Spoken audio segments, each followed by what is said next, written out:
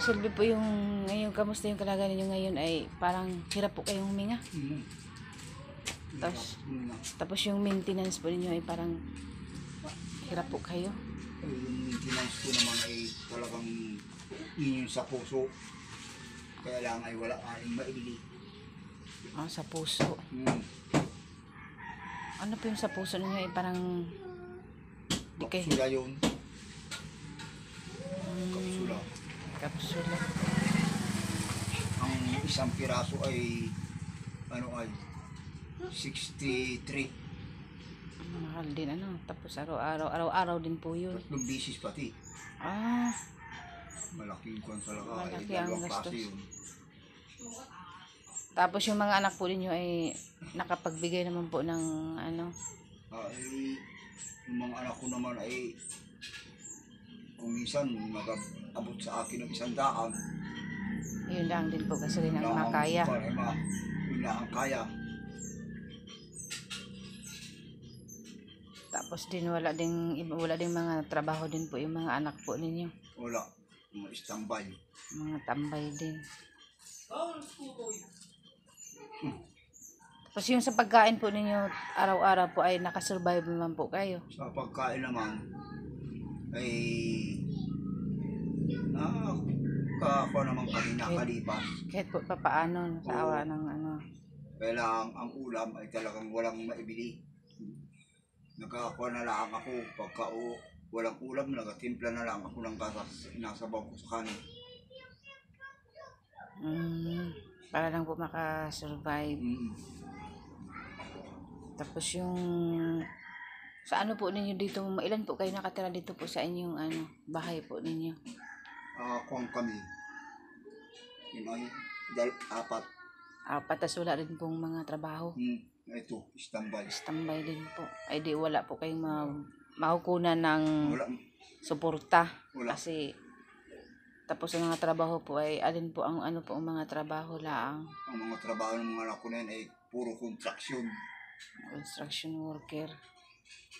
Yun lang din po ang pag walang trabaho di wala din po kayong maaasahan. Walang trabaho, walang. Hindi po kayo dito po sa po. Manawagan po kayo, malay po loobin po pala ng Diyos ay meron sa yung mga manonood po sa video po ninyo ay may maaawa po sa inyo. Kung may maawa sa inyo di kayo ay bibigyan. Yun po ay manawagan po kayo. Kaya ako ay nananawagan sa mga taong magandang loob na ako po ay humihingi sa inyo ng tulong para po ako makabili ng aking gamot na maintenance. Dahil po talagang kami po ay hirap na hirap. Wala po kami talaga. Walang pera po talaga, walang pera. Kaya kung meron pong maawa sa akin na mga mababait na puso ay maraming salamat po sa inyo. Anong payat na rin po ninyo Makikita po naman ninyo sa video ang klasiko. Tapos yung mga anak niya ay wala din. Tapos hirap na hirap pa kayong humihinga. Nagakilig, para po kayo nagakilig po yung katawan ninyo. Pahirapin po kayo. Marami po kayong naramdaman pong sakit? Yung lamang na yung sa puso. Sa puso. Tapos yun pag dumating sa akin yung aking hangos, ayun, may hangos, may asma. Yun, asma. Hika, ayun, may asma ka po. May asma. Pag nadaol-daol ay di hirap na hirap po kayo. Oo. Talagang kala ko'y katapusan ko na.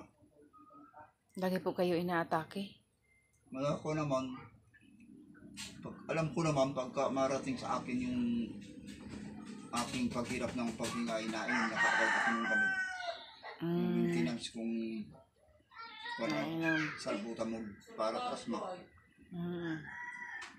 Paano nakasurvive po kayo doon? Oo, nakaka. Sa magdamag ay ako ay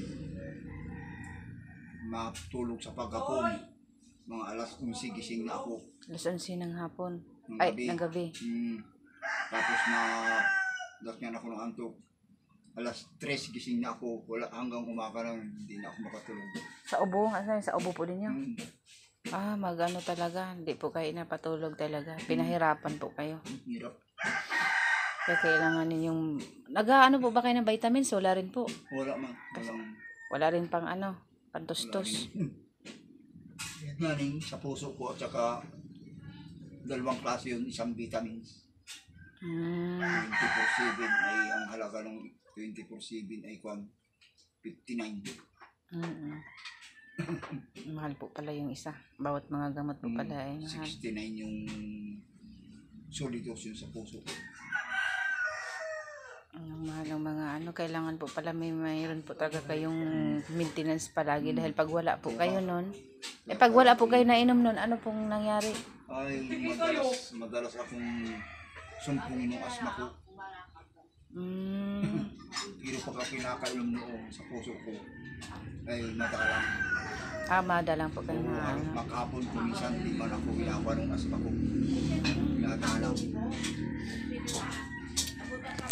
Tapos itong bahay po ninyo ay itong bahay ninyo pinag-anahan po ng mga anak ninyo.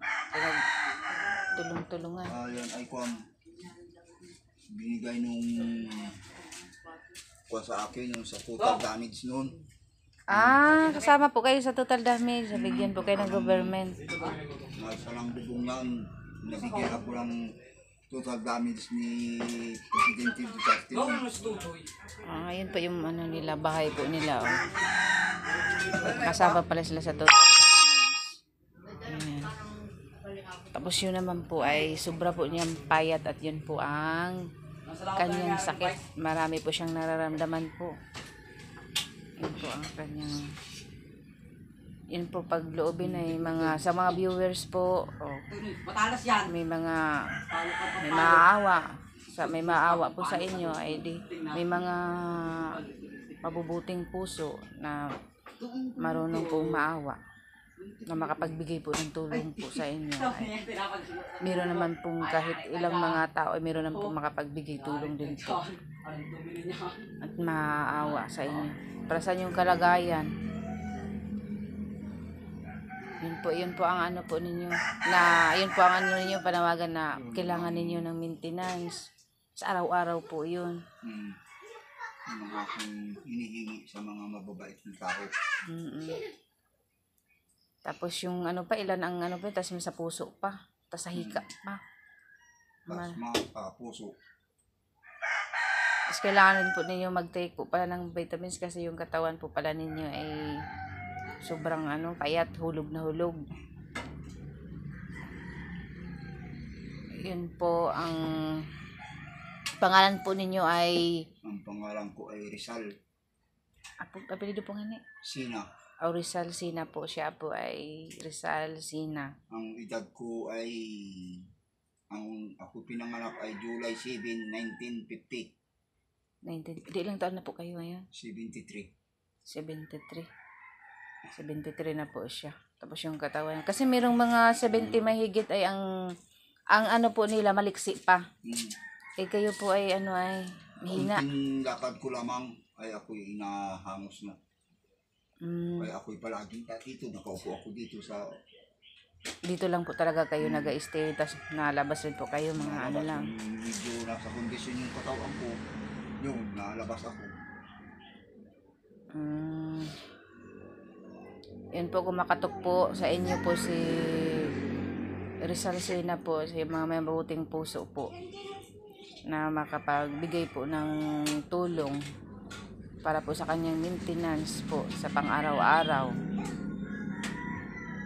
Dahil pag wala po siya namang maiinom, ay wala rin po siyang pahinga po sa po ninyo, karamdaman.